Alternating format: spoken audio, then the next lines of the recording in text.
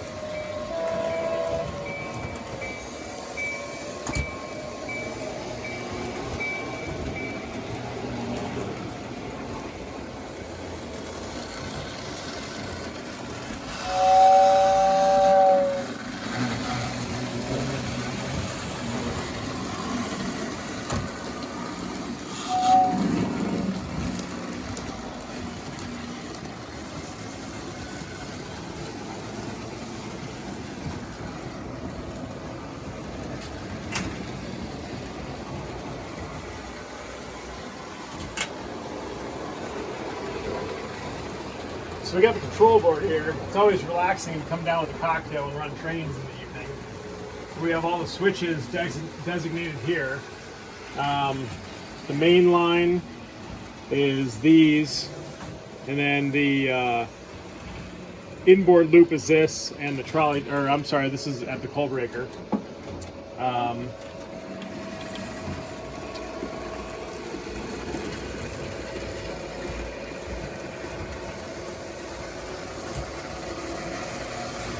But this upper switch set up here is the main line, and this track here is the passenger train and the freight train siding, and then this section here designates the coal breaker area and the switch track over by the switching tower to shut the locomotives off as they park there.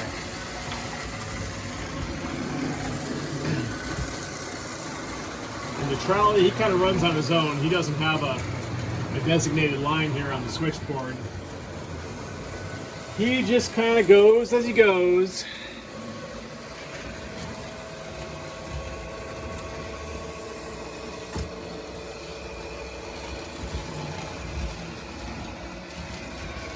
And I don't think it was mentioned earlier in our original layout video that me and my dad did 2 years ago now. But this bridge is a model of the original Harrison Avenue Bridge that my grandfather built. Boy, probably 50 years ago now. And I know trains never ran across it, but they do in this world. In our land, they run across it.